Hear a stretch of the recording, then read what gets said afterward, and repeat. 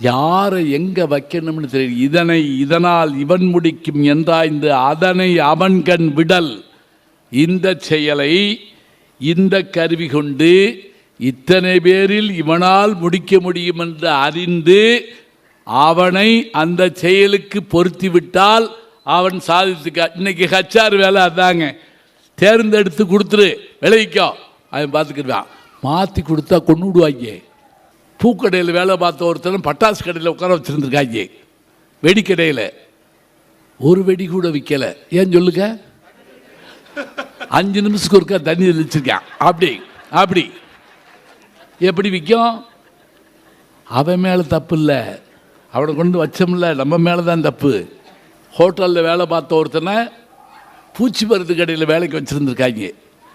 ஒருத்தன் பால் டாயில் வாங்க வந்திருக்கான், பூச்சிக்கொல்லி மருந்து. இவன்கிட்ட கேட்டிருக்கான், பால் டாயில் இருக்கா, இங்கேயே சாப்பிடவா பார்சலா அப்படின்னு கேட்டிருக்கான்.